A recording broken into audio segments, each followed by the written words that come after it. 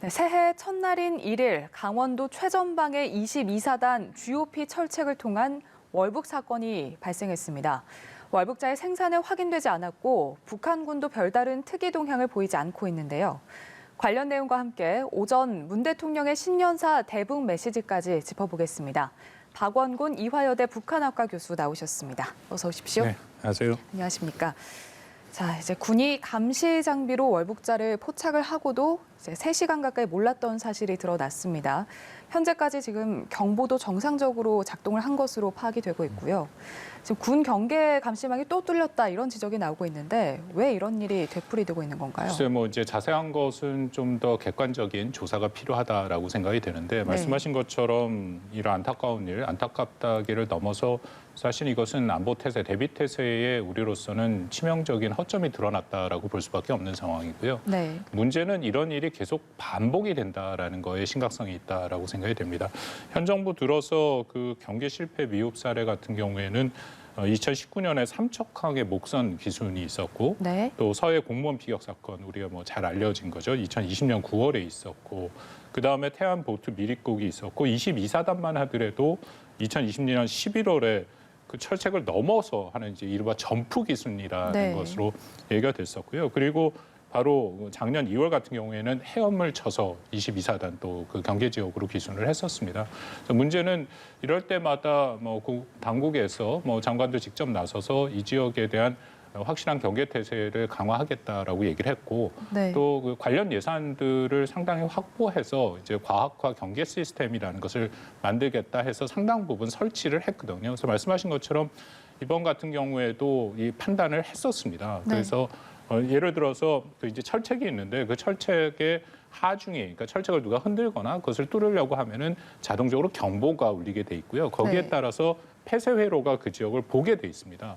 그렇기 때문에 초소에 있었던 사람들이 그 경계 태세를 그런 그 경보를 듣고 거기까지 갔는데 결국은 그 철책이 뭔가 훼손이 되지 않았다라는 이유로 다시금 철수를 했고 네. 그 다음에는 이제 열상 감시 장비에 TOD라고 불리는 것들인데 거기서 수차례 확인이 됐는데도 최종까지 확인을 못했다라는 거거든요. 그렇다면은 글쎄 이것은 좀 더 우리가 조사 결과를 기다려봐야 된다고 생각을 합니다만 현재로서는 어떤 장비의 문제라기보다는 장비를 다루는 인원의 문제라는 것이 현재까지 나온 상황으로 본 판단이다라고 생각이 됩니다. 조금 전에 언급을 해주셨듯이 지금 22사단에서 비슷한 일이 계속해서 반복이 되고 있거든요. 지난번에는 장비가 작동되지 않았다. 그래서 발견할 수 없었다라고 입장을 내놨었는데 이번에는 말씀하신 것처럼 장비도 정상적으로 작동을 했고요.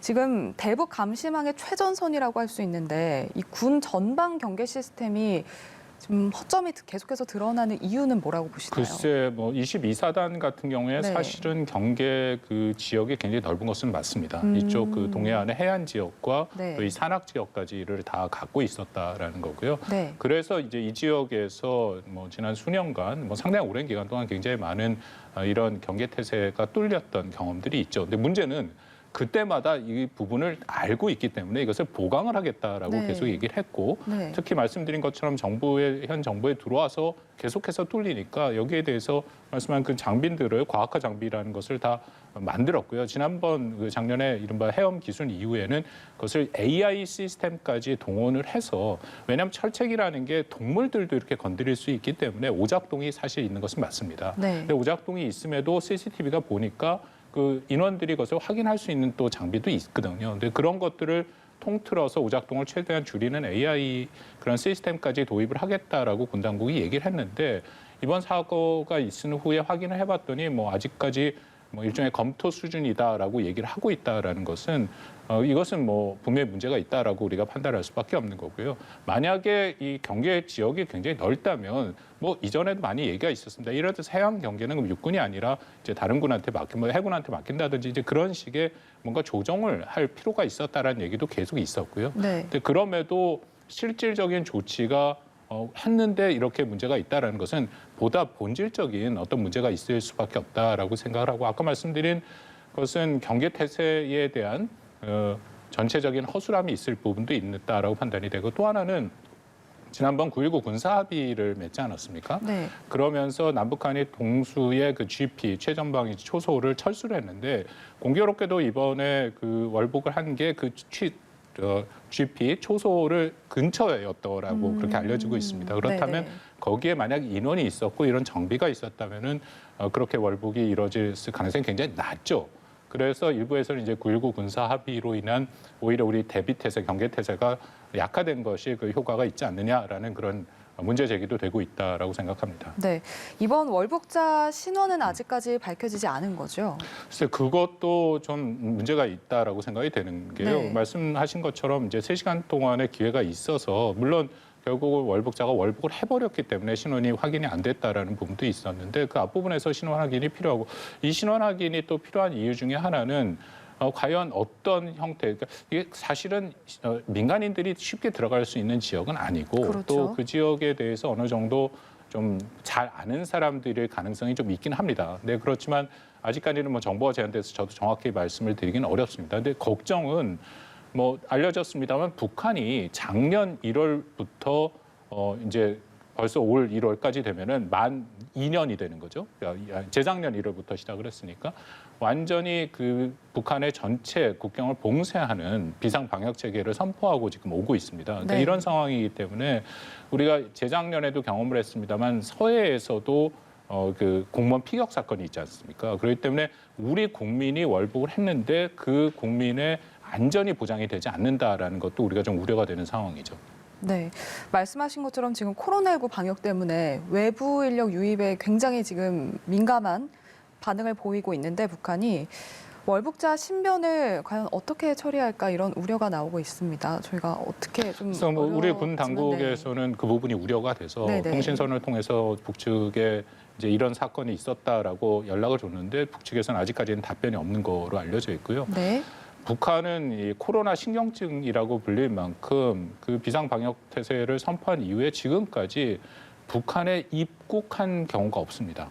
그러니까 그것은 유일하게 말씀드린 서해에서 한 번 했고 그 초기에 이제 개성에 우리 탈북자가 다시 월북하면서 네. 개성을 한번 들어간 적이 있었죠. 그게 2사례 알려진 사례고요. 나머지는 전혀 입국이 안 되는 상태입니다. 심지어는 그렇기 때문에 북한 내에서 그 주중 북한 대사가 교체가 됐는데요. 네. 그 원래 있었던 대사가 북한으로 귀국을 못하기 때문에 현재 주중 북한 대사관의 대사가 2명이 있고 네. 또 북한 대사도 주중 대사도 중국 대사도 교체가 됐는데 부임을 지금 못하고 있는 그런 상황이거든요. 근데 그 정도로 북한은 철저하게 봉쇄를 하고 있기 때문에 아마 이번에 그 월북한 그 한국 사람인데 어떻게 이 처리를 할지도 네. 사실은 상당히 우려가 되는 것은 맞습니다. 만약에 이제 북한이 그때 서해 해수부 공무원 사건처럼 좀 극단적인 대응으로 나갈 경우에 이제 남북 관계가 더 경색이 될 수밖에 없는데 만약에 그런 경우가 일어난다면 우리는 어떻게 대응을 해야 한다고 생각하시나요? 뭐 현재로서는 통신선을 통해서 여러 가지로 뭐 얘기를 하고 있다라는 그런 노력을 한 측에서 계속 해야 된다라고 생각이 되고요. 그 외에도 가능한 북측의 그 여러 가지 방법이 있을 겁니다. 뭐 우리가 알려지지 않은 그런 비공개 방법도 있으니까 그것을 통해서 최대한 이 상황을 북측에 알리고 그리고 안전을 보장토록 해야죠. 제가 이야기로는 그 비상 방역 사태를 북측이 발표한 이후에 국경 부근에서 북한으로 들어오려고 할 경우에는 사살하라는 이제 그런 명령들이 다 내렸다라고 합니다. 그래서 서해에 우리 그 공무원도 그래서 피살이 됐다라고 알려져 있는 거고요. 그럴 때 마찬가지이기 때문에 그 비무장지대를 넘어서 북측으로 가는 과정에서도 북측 경비 초소에서 북한군들이 보면 사살할 가능성이 크거든요. 그러니까 그런 부분들은 빨리 통신선을 통해서 최소한도의 안전을 보장하는 그런 우리의 노력은 반드시 필요하다고 생각이 됩니다. 네. 지금 월북 사례를 조금 더 짚어보면 재작년에 이제 탈북민이 강화도 배수로를 통해서 다시 북한에 넘어간 사건 이후에 이제 17개월 만인데 보통 우리 국민이 월북하는 이유는 뭔가요? 글쎄 뭐 다양한 이유들이 있겠죠. 그리고 꼭 탈북민뿐만 아니라 월북할 수 있는 글쎄 최근에는 그렇게 숫자가 많지는 않습니다. 근데 예를 들어서 탈북민이 다시 월북한다는 것은 네. 이제 크게 몇 가지 이유가 있는데요. 첫째는 역시 가족이 그 북한에 있을 경우에 가족에 대한 그리움이 있을 수 있고 또 네. 하나는 이 한국 사회에 대해서 잘 적응하지 못한 이제 그런 부분들이 있을 거고요. 물론 개별 그 사안이 다 다르기 때문에 일반화해서 말씀을 드리기는 쉽지는 않습니다. 네. 그런 전체적인 월북이 될 만한 그런 만약 그 집단들이 그룹들이 한국에 있다면은 정부에서는 그것을 특별하게 좀 더 관심을 갖고 이제 그런 일이 발생하지 않도록 하는 노력하는 것이 매우 중요하고요. 네. 거듭 말씀드립니다만 지금은 코로나19라는 비상 상황이기 때문에 월북 자체가 사실은 본인의 그런 생명을 담보할 가능성이 매우 높은 그런 위험한 행위이기 때문에요. 네. 또 오히려 철저하게 이것을 막았어야 된다. 이제 그런 면에서 우리 군 당국이 경비 태세가 뚫린 것이 우리 안보의 문제도 있긴 하지만 우리 국민의 안전을 보호한다는 측면에서도 이번에 굉장히 아쉬움이 크다라고 생각이 됩니다. 네. 그동안에 이제 월북 사례를 보면은 이제 북한에서는 이 월북자를 좀 대외 홍보용으로 좀 이용하는 경우도 있더라고요. 근데 그거는 이제 사안에 따라 굉장히 다른데요. 네. 그 예를 들어서 월북에 가는 사람이 어떤 형태의 사람인가, 또 예를 들어서 뭐 한국에서 상당 부분 또 영향력을 갖고 있었던 사람이고, 혹은 또 그 월남을 했다가 다시 이제 탈북을 했다가 네. 월북을 하는 경우라든지 이제 그럴 경우에는 이제 선전적인 효과가 있고 선전적으로 이용할 수 있다라고 북한 당국이 판단하면 하는데요. 이번에는 그것이 좀 어렵다라고 생각이 되는 게 역시 뭐 계속 말씀드립니다만 코로나19 상황이기 때문에 북한 입장에서는 이 사람이 어떤 선전적인 그 효용성이 있다 하더라도 네. 그 사람이 북한으로 들어왔다라는 거 코로나19 상황에서 그것을 그렇게 홍보하기는 굉장히 어려운 그런 여건이다라고 일단 판단은 됩니다. 네. 자, 오늘 문재인 대통령이 신년사, 임기 마지막 신년사를 발표를 했습니다.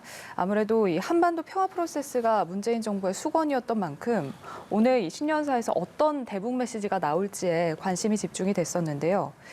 자, 이 남북 평화에 총력을 다하겠다 이런 의지를 내보이긴 했습니다만 좀 구체적인 어떤 새로운 대북 제안 메시지는 없었거든요. 어떻게 보셨나요? 그렇습니다. 작년 신년사와의 차이점이다라고 생각이 되는데요. 작년뿐만 아니라 그해 이제 3년 동안 2019년 2월 달에 그 미국과 북한 사이에 하노이 정상회담이 결렬이 되면서 그해 10월 달이 마지막으로 북미가 얘기를 했던 실무회담이 열렸고 그 다음부터는 사실상 이 대화의 채널이 다 끊겼죠. 네. 그 다음부터 우리 대통령 신년사를 보면 어떻게든지 대화를 다시 이끌어갈 수 있는 모멘텀을 마련하기 위해 굉장히 다양한 제안들을 했습니다. 아마 기억들 하시겠지만 예를 들어서 동북아 보건, 방역 협력체를 만들어서 간다라든지 이건 이제 코로나19 상황이기 때문에 북한도 필요성이 분명히 있었고요. 이제 그런 식으로 다양한 뭐 남북 합작 사업이라든지 다자의 그런 협의를 했었는데 그런 제안을 했었는데 이번엔 그것이 다 빠졌죠. 네. 그래서 굉장히 원칙 차원에서만 몇 가지를 얘기를 했습니다. 일단 대화의 중요성을 다시 한번 강조를 했죠. 그리고 대화뿐만 아니라 대화를 통해서 제도화가 필요하다라는 이제 그런 것에 방점을 뒀고요. 첫 번째로는. 두 번째로는 임기 말까지 어쨌든 다시금 남북 간의 관계를 틀 수 있도록 최대한 노력을 하겠다. 이제 그런 얘기도 있었습니다. 네. 그렇기 때문에 전체적으로 본다면 현 정부가 추진하고 있는 종전선언을 아마 계속해서 좀 더 적극적으로 추진할 가능성은 있어 보이고요. 네. 거기에 배경은 뭐 며칠 전에 끝난 연말에 했던 북한이 제8기 4차 전원회의, 당 중앙위 전원회의를 했었죠. 그 전원회의를 통해서 뭐 비록 북한이 대미나 대남 메시지는 전혀 없었습니다. 그렇다고 또 종전 선언을 거부하겠다라는 얘기가 이제 그렇기 때문에 당연히 포함되지는 않았죠. 네. 그래서 그런 측면을 보고 정부는 이제 종전 선언을 아마 좀 더 적극적으로 제안할 가능성은 있어 보입니다. 종전 선언과 관련해서 지금 북한의 호응이 없는 상황이거든요. 북한이 지금 제일 관심 있어하는 뭐 제재 해제와 이런 것들, 이런 유인책이 없이는 이 북한을 좀 협의의 장으로 이끌어오는 게 좀 어려워 보이는데, 그래서 이제 대선이 지금 2개월 남은 상황에서 사실상 이게 불가능한 일이 아니냐 이런 우려의 목소리도 나오고 있거든요. 글쎄, 뭐 저도 어렵다라고 일단 생각을 합니다. 왜냐하면 전원회의에서 대남 정책이 발표가 안 됐다라는 것은 기존에 북한이 갖고 있던 입장이 계속해서 유지된다라고 볼 수 있거든요. 네. 그 종전 선언에 대해서 9월달에 문 대통령이 유엔에 가서 연설을 하고 나서 북한이 나온 반응을 보면 종전 선언 자체에 대해서 부정적인 얘기를 하지는 않았습니다. 그것은 뭐 흥미로운 제안이다라는 그런 얘기까지 나왔거든요. 근데 문제는 지금 현재 상황에서는 종전 선언을 하기 위해서는 분명하게 일종의 전제 조건이 필요하다. 이제 그 전제 조건이라는 것은 이중 기준과 적대시 정책을 먼저 철회해야 된다라고 얘기를 했고 그 얘기는 9월 말 10월 초에 김정은이 직접 그 북한 주민들을 상대로 하는 연설에서 얘기를 했습니다. 근데 그렇기 때문에 그런 그 전제 조건은 여전히 유효하다라고 우리가 밖에 볼 수 없고 현재 상황에서는 북한이 말하는 적대시 정책이나 이중 기준이 철회되지는 않고 오히려 강화된 모습이 있죠. 대표적인 것이 바이든 행정부가 북한의 인권을 문제 삼아서 제재를 최초로 했습니다. 이제 출범한 이후에 그 후에도 한국과 미국이 연례적으로 하는 한미 안보 연례 협의회 SCM을 통해서 북한이 적대시 정책이라고 얘기를 하고 있는 그 연합훈련에 대해서도 우리가 분명히 지속하고 중요하고 해야 할 것이다라는 것을 밝힌 상황이거든요. 그렇다면 북한이 말하는 그런 전제 조건이 맞춰지지 않았기 때문에 현재 상황에서 저는 북한이 종전선언을 받을 가능성은 크지 않다라고 생각합니다. 이 종전선언이 뭐 남북, 뭐 북미 대화에 어떤 물꼬를 트는 그런 역할, 어떤 좀 상징적인 의미는 있지만 이게 사실 이제 비핵화 측면에서 봤을 때 실질적 비핵화 측면에서 봤을 때 이게 이득이 있겠느냐 이런 회의적인 시각도 있거든요. 그렇습니다. 왜냐하면 그 미국과 한국이 이전에 이제 종전선언을 검토를 할 때는 비핵화에 대한 협상이 북한과 시작이 되고 그래서 북한의 비핵화에 대한 일종의 로드맵이 구성이 되고요. 네. 그 안에서 북한이 실질적인 비핵화 조치를 시작을 하면 거기에 적절한 시점에 종전선언을 한다라는 것이 원칙이었거든요. 근데 네네. 말씀드린 것처럼 2019년 이후에 북한이 이 비핵화에 대한 대화를 완전히 닫은 상태이기 때문에 현 정부의 문재인 정부 입장에서는 이것을 어떻게 보면 비핵화 입구, 다시 말씀드리면 이 대화를 재개하기 위한 수단으로 활용하겠다라고 얘기를 하는데 거기에 대해서 미국도 일차적으로 동의는 하긴 했습니다. 그렇지만 생각이 좀 다른 것은 분명히 보이거든요. 네. 그렇기 때문에 한미 간의 이 종전선언의 문구가 거의 완성됐다라고 알려지고는 있지만 그 아마 종전선언의 문구는 굉장히 뭐랄까요 일반적인 얘기. 그러니까 미국의 입장에서는 어떻게든지 이 종전선언이라는 것을 통해서 자신들이 북한한테 뭔가를 준다라는 것을 완전히 배제하도록 굉장히 그 뭐랄까요 평범한 얘기들로 가득 찼을 가능성이 있습니다. 그러니까 네. 북한도 그런 사실을 알고 있기 때문에 이 종전선언에 대해서 크게 관심을 갖지 않을 가능성이 현재로서는 높아 보입니다. 자, 오는 이제 3월에 있을 대선 그리고 한미 연합훈련이 이제 한반도 정세 분수령이 될 것이다 이런 전망이 나오고 있는데 이제 차기 대선 결과에 따라서 북한의 대남 정책도 달라질 수 있겠죠. 뭐 제 판단에 북한의 가장 그 관심 사항은 그리고 가장 핵심 요인이죠. 역시 코로나19 상황이다라고 판단이 됩니다. 북한은 기본적으로 방역 체계가 전무하다라고 보면 되거든요. 그렇기 네. 때문에 코로나19가 북한에 조금이라도 전파가 되기 시작한다면 북한 체제 자체에 대한 굉장히 큰 위협이 될 수밖에 없습니다.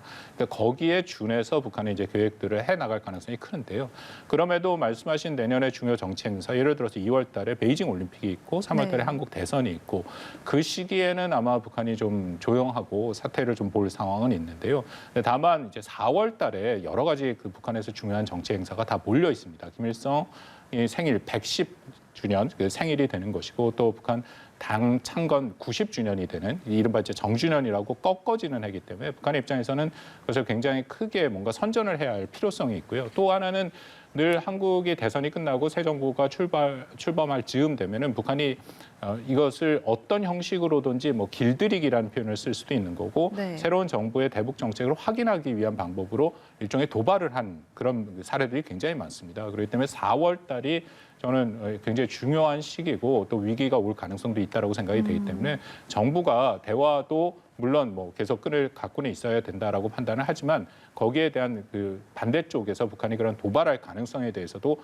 철저한 준비가 필요하다라고 생각이 됩니다. 네, 여기까지 듣겠습니다. 지금까지 박원곤 이화여대 북한학과 교수와 함께 월북 사건 그리고 새해 남북 관계 전망까지 알아봤습니다. 오늘 말씀 고맙습니다.